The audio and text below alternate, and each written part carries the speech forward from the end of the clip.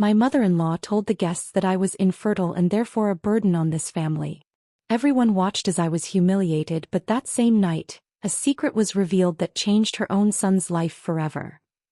My mother-in-law smiled at the Thanksgiving dinner table and announced in front of all the guests that I was infertile and therefore I was a burden on this family. Everyone sat there in silence. Some looked down while others pretended they hadn't heard anything. But that night I realized for the first time that sometimes a person's greatest strength is not found in their response, but in their silence. I was staring at the food on my plate, which only moments earlier had felt like a symbol of family and love, but now felt like nothing more than a performance. My mother-in-law, Margaret, had always known how to speak in front of people. She never yelled, never acted rude, she simply chose words that sounded polite with a smile but left wounds that stayed long after. "We always imagined hearing a child's laughter in this family," she said, placing her wine glass on the table, "but I guess life had other plans. Some women are simply not meant to become mothers." The room went completely quiet. My husband, David, looked at me but said nothing. That was the moment I understood everything. I didn't cry that day. I didn't argue. I didn't defend myself. I simply sat there quietly because I knew sometimes the truth does not need a loud voice to prove itself. The first few years of my marriage were different. David and I lived in a small house where our Sunday Costco trips became a tradition. We would buy groceries, grab coffee, and talk about our future on the drive home.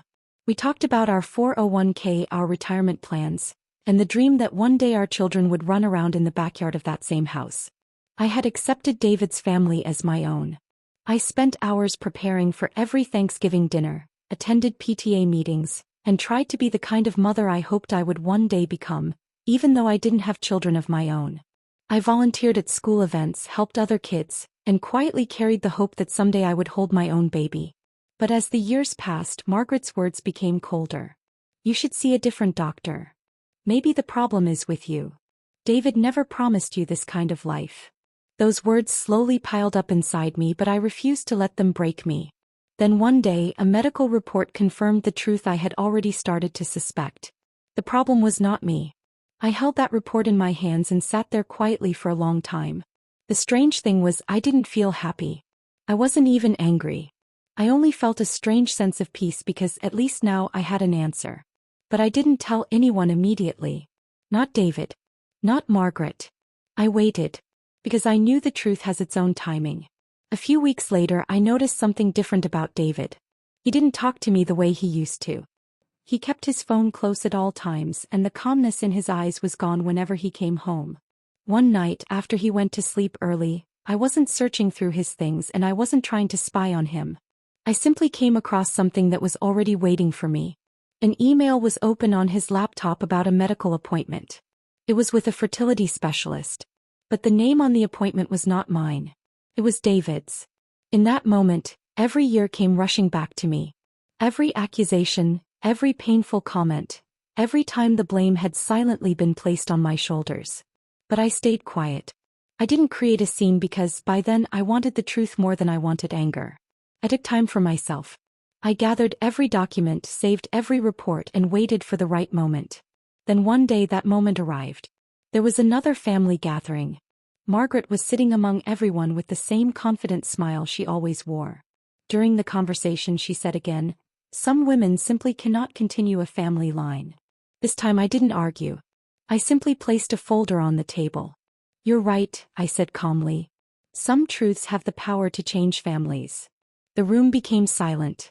I placed the medical reports on the table, the ones that clearly showed the issue was not with me.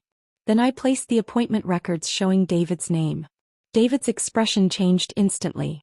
For the first time he understood something important. A woman who stays silent is not always weak. Sometimes she is simply waiting. After that night everything changed. David tried to apologize.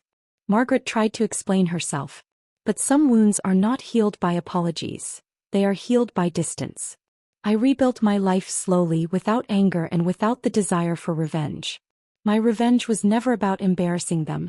My revenge was finding myself again.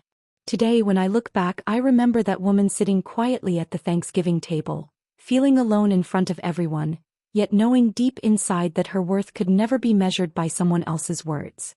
My life is peaceful now. I have learned that not every battle needs to be fought, and some battles are won simply by allowing time to reveal the truth. Because sometimes the strongest answer is the one given in silence. If this story touched your heart and reminded you that truth always finds its way, please support us by liking this video and subscribing to our channel for more powerful and emotional stories. Thank you for staying with us until the end. Your time, kindness, and support mean more than you know.